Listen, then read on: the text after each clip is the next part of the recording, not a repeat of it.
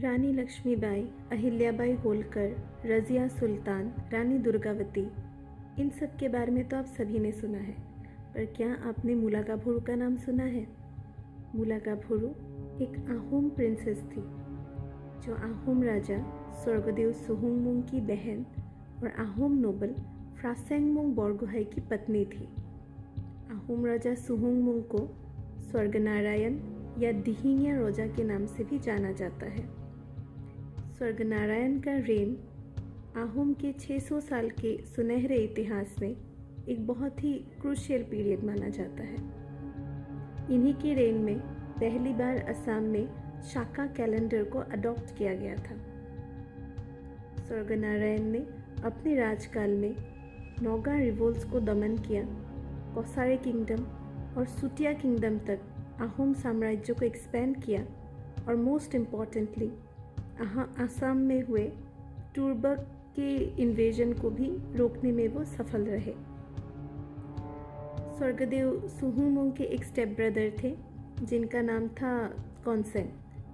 कॉन्सेंग स्वर्गदेव सुहुंगमुंग के पिता स्वर्गदेव सुपिंफा और एक नागा प्रिंसेस के बेटे थे। स्वर्गदेव ने कॉन्सेंग को अपने राज दरबार में जगह देने के लिए आहोम के अंदर एक नए नोबल पोजीशन का भी शुरुआत की थी जिसका नाम था बोरपात्र गोहाई। इसी तरह असम के पहले बोरपात्र गोहाई थे कॉन्सेंग बोरपात्र गोहाई। इन कॉन्सेंग बोरपात्र गोहाई का असम में हुए टुर्बक खान के इन्वेजन को रोकने में एक बहुत ही अहम भूमिका रही है। तो बात है 1532 की, जब बंगाल के नवाब ने एक तुर्को अफगान कमांडर तुर्बक खान जो कि गौर राज्य से बिलोंग करते थे उनको असम इन्वेड करने के लिए भेजा ताकि वो अपने सल्तनत की सीमा को एक्सटेंड कर सके। तुर्बक खान अपने साथ 30 घोड़े, 1000 हाथी और एक बहुत बड़ी आर्टिलरी और सोल्जर्स की टुकड़ी को लेके असम पहुँचे और असम में सिंगिरी नाम की एक जगह पे आहोम फोर्ट के सामने उन्होंने अपना डेरा जमा लिया। खबर मिलते ही आहोम प्रिंस सुक्लेन जो कि स्वर्गदेव सुहुंगमुंग के बेटे थे, वे अपने साथ ह्यूज रीइंफोर्समेंट लेके तुर्बक का सामना करने के लिए सिंगिरी को निकल पड़े। कई आहोम नोबल्स और सेना ने उनको ज्वाइन किया। One of the nobles, a fierce fighter, a military genius, Phrasengmung Borgohain जो मुलागाभोरु के पति है, वो भी युद्ध में जाने के लिए रेडी होने लगे और आधी रात को अपनी पत्नी मुला के पास जाके बोले, मुझे अभी युद्ध को निकलना है, तुम मेरा हैंगडांग और मेरा कवच कपूर दो। हैंगडांग एक आहोम ट्रेडिशनल फोर्ट है, स्वर्ड है सॉरी, और कवच कपूर एक प्रोटेक्टिव गियर क्लोथ या एम्यूलेट क्लोथ है जिसको आहोम कल्चर में बहुत ही ऑस्पिशियस माना जाता है। और कवच कपूर को तैयार करने का तरीका भी एक बहुत ही ट्रेडिशनल तरीके से इसे तैयार किया जाता है, जिसके लिए सोल्जर की पत्नी को आधी रात में शिमोलू ट्री से कॉटन को प्लग करना होता है, फिर इसको क्लीन करके उसका थ्रेड काट के वीव करके उसको उस क्लोथ को अपने हस्बैंड के माप के कवच कपूर को सिलाना पड़ता है। ये एक बहुत ही टाइम कंज्यूमिंग टास्क था और इतने कम समय में इसको प्रिपेयर कर पाना अपने आप में ही एक चैलेंज था।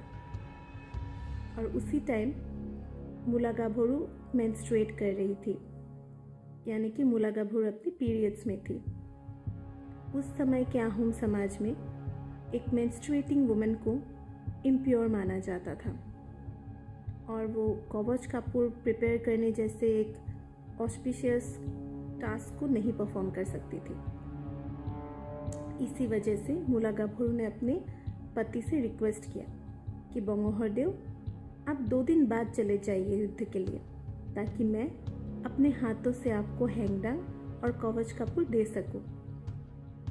पर तभी तुर्बक की आर्मी बहुत ही तेज़ी से आहोम फोर्ट की तरफ आगे बढ़ रही थी और ऑलरेडी बोरगोहाई, बुरागोहाई जैसे कई सारे आहोम नोबल्स वीर गति को प्राप्त हो चुके थे।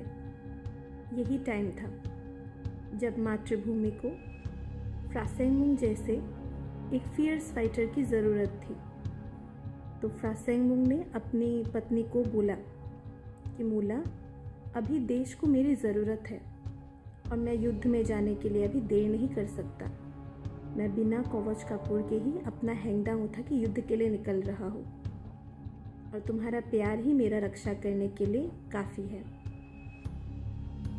समय के गंभीरता को समझते हुए मुलागाभुरु ने अपने पति का हौसला बढ़ाया और बोला कि वो ज़िंदगी किस काम की जो ज़िंदगी मातृभूमि के विपत्ति के समय उसके काम न आए।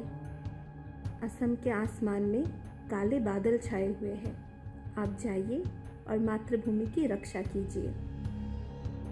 मुला को युद्ध में विजयी होकर लौटने का प्रॉमिस करते हुए फ्रासेंगमुंग बोरगोहाई भी युद्ध के लिए निकल पड़ते हैं। उधर सिंगिरी में बहुत सारे छोटे मोटे युद्ध के बाद आहोम प्रिंस सुक्लैंग इम्पेशेंट हो चुके थे और उन्होंने ब्रह्मपुत्र के थ्रू दुश्मनों में हमला करने का सोचा। आहोम एस्ट्रोलॉजर्स ने उनको मना किया, लेकिन उन्होंने अपना फैसला नहीं बदला और उनका ये फैसला आहोम के लिए बहुत ही हानिकारक भी साबित हुआ। तुर्बक खान के स्ट्रॉन्ग नेवल फोर्सेस के सामने आहोम को एक बहुत ही ह्यूमिलिएटिंग डिफीट का सामना करना पड़ा। प्रिंस सुक्लैंग भी बहुत ही बुरी तरीके से घायल हो गए और आहोम के 8 नोबल्स इंक्लूडिंग फ्रासेंगमुंग बोरगोहाई वीर गति को प्राप्त हो गए। अपने घायल प्रिंस को देखते हुए, उनकी हालत देखते हुए कॉन्सेंग बोरपाट्रो गोहाई ने कमांडर इन चीफ बन के आहोम फोर्सेस को लीड किया और आहोम फोर्सेस को रिट्रीट करते हुए सला नाम की जगह तक आना पड़ा। इधर मॉनसून ने अब तक असम में दस्तक दे दी थी और बारिश के मौसम में तुर्बक खान की आर्मी ने कोलियाबोर नाम की एक जगह पे ही रुकने का फैसला किया। इस दौरान ज़्यादा कुछ घटनाएं तो नहीं हुई, पर आहोम के 7 शिप्स को तुर्बक की आर्मी ने कैप्चर कर लिया ब्रह्मपुत्र में।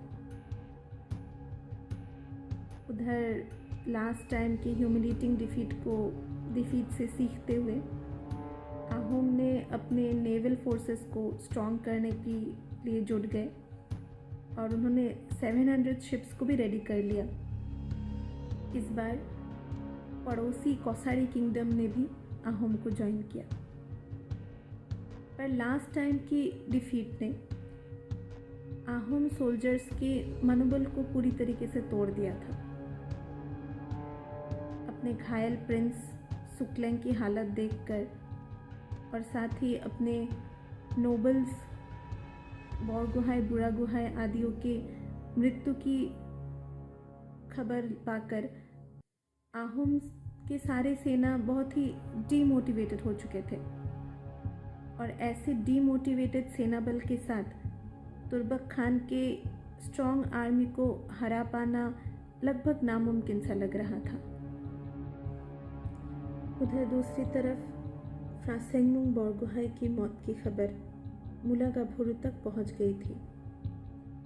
अपने पति को समय पे कवच कपूर ना दे पाने के अपने असमर्थता के लिए वे अपने आप को कोसने लगी और रोने लगी। अपने पति और अपने भाई की तरह मुलागाभुरु भी युद्ध विद्या में पारंगत थी।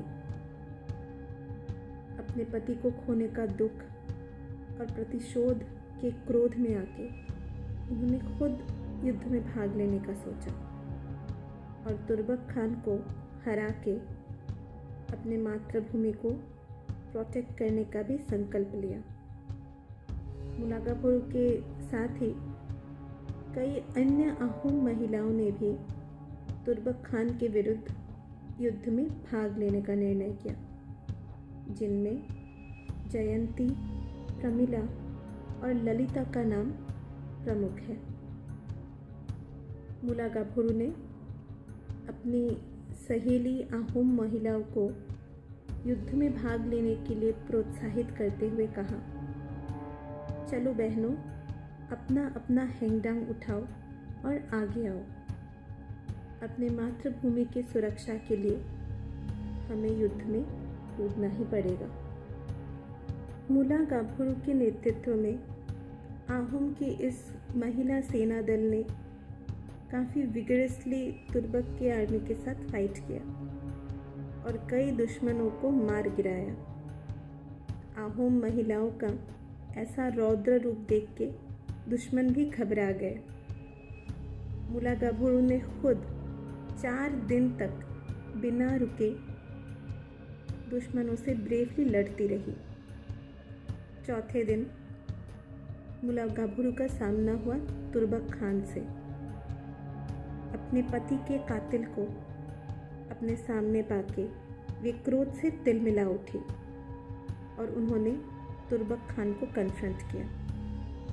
तुर्बक खान और मुलागाभुरु के बीच एक घमासान युद्ध हुई, लेकिन अंत में अपने पति की तरह मुलागाभुरु ने भी तुर्बक खान के हाथों अपनी जान गंवा दी और वीरगति को प्राप्त हुई। मुलागाभुरु और तुर्बक खान के बीच हुए इस 1532 के इस बैटल को बैटल ऑफ कसुआ भी बोला जाता है हिस्ट्री में, क्योंकि ये असम के कसुआ नामक एक जगह पे हुई थी। मुलागाभुरु की इस ब्रेवरी और सैक्रिफाइस ने आहोम सेना में एक नया जोश जगा दिया था। मुलागाभुरु और अन्य आहोम महिलाओं ने युद्ध में ज्वाइन करके आहोम सेना को मोटिवेट और इनकरेज किया और उनमें दुश्मनों को हरा के भगाने का उत्साह भी जगाया। अब तक तुर्बक की आर्मी खिलाधारी घाट नाम की जगह तक पहुंच गई थी और उधर आहोम प्रिंस सुक्लेंग भी रिकवर होके सला में अवस्थित आहोम फोर्सेस की कमान ले चुके थे। घरों को जलाते हुए तुर्बक की आर्मी आहोम फोर्ट की तरफ तेज़ी से अग्रसर हो चुकी थी, पर जैसे ही तुर्बक की आर्मी ने आहोम फोर्ट में घुसने की कोशिश की, आहोम फोर्सेस ने काउंटर अटैक किया और उन पे बॉइलिंग हॉट वाटर डाल के उनको रिपल्स किया। इस दौरान आहोम सैन्य ने तुर्बक के सेना के ऊपर कई बार सरप्राइज अटैक्स या गोरिल्ला अटैक्स भी किए, जिससे तुर्बक की आर्मी बहुत कमज़ोर पड़ चुकी थी। 1533 मार्च महीने में हुए एक नेवल इंगेजमेंट में भी आहोम की सेना को एक बड़ी जीत हासिल हुई और इसी वजह से अब तुर्बक की आर्मी को रीइंफोर्स करने के लिए बंगाल नवाब हुसैन खान अपने साथ 6 हाथी, 100 घोड़े और 500 फुट सोल्जर्स लेके उन्होंने तुर्बक खान को ज्वाइन किया और डिक्राई मुख नाम की जगह पे पोजीशन ले लिया। खिलाधारी घाट के फोर्ट अटैक में हुई जीत, मार्च 1533 में डुईमुनिसिला में हुए नेवल इंगेजमेंट में हुई जीत आदि के कारण अब आहोम सेना में कॉन्फिडेंस आ चुका था। In a series of battles Ahom सेना ने तुर्बक के सेना को हराया। बंगाल के नवाब हुसैन खान भी आहोम सेना के हाथों मारे गए। आहोम और तुर्बक खान के आर्मी के बीच जो लास्ट युद्ध हुआ था, जो फाइनल बैटल हुआ था, वो भौरोली रिवर के पास हुई थी और इसी बैटल में कॉन्सेंग बोरपाट्रो गुहाई ने अपने हैंगडंग से तुर्बक खान का सर धड़ से अलग कर दिया था और इसी तरह उन्होंने इस युद्ध में आहोम की विजय को भी सुनिश्चित किया। आहोम के आर्मी ने तुर्बक के आर्मी को हराने के बाद कौटोया रिवर तक खदेड़ भगाया। कौटोया रिवर जो कि अभी बांग्लादेश में पड़ती है। कहा जाता है कि इसी युद्ध की जीत को कमेमोरेट करते हुए कॉन्सेंग बोरपाट्रो गुहाई ने कौटोया रिवर के तट पे एक मंदिर बनवाया और एक वाटर टैंक भी खुदवाया। आहोम ट्रेडिशन के अनुसार तुर्बक खान के सिर को सोराइडेव पहाड़ के टॉप में दफनाया गया था। आहोम कल्चर में किंग्स, क्वींस और नोबल्स के जो बरियल माउंट्स होते हैं उनको मोइडम बोला जाता है और सोराइडेव में अवस्थित आहोम मोइडम्स को recently UNESCO world heritage site का भी दर्जा मिला है। आहोम आर्मी ने तुर्बक के आर्मी से कई सारे घोड़े, हाथी, gold, silver, cannons, matchlock, fire arms आदि कैप्चर कर लिए थे और इसी युद्ध के बाद से असम की हिस्ट्री में पहली बार फायर आर्म्स का यूज़ भी देखा गया है। प्रिजनर ऑफ वॉर के रूप में तुर्बक के आर्मी के जो लोग असम में रह गए थे उनको अलग अलग कामों में एम्प्लॉयमेंट मिली और क्योंकि वो लोग गौर राज्य से आए थे, आगे चल के इनकी कम्युनिटी को गोरिया मुस्लिम के नाम से भी असम में जानने लगे।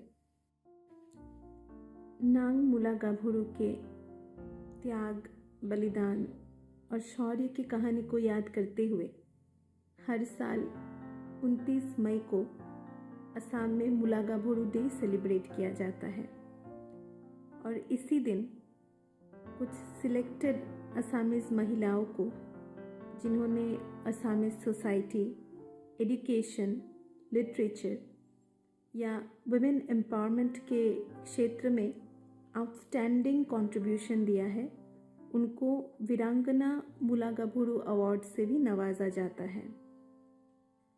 Over the period of time Mulagabhoru के नाम पे स्कूल, रास्ते आदि बने हैं असम में।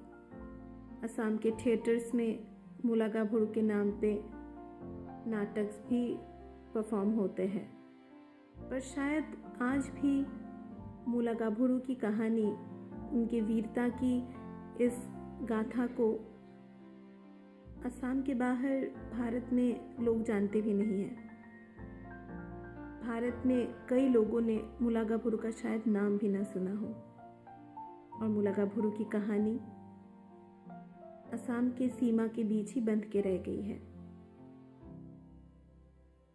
नौगांव डिस्ट्रिक्ट जो असम में आता है, उसके कोलियाबोर नाम की जगह पे आज मुलागाभुरु का एक बहुत ही ब्यूटीफुल मेमोरियल है, जहाँ पे मुलागाभुरु का स्टैचू भी बनाया गया है। तो अगली बार अगर आप असम आए तो मुलागाभुरु को याद करते हुए इस प्लेस को विजिट करना ना भूलें। धन्यवाद।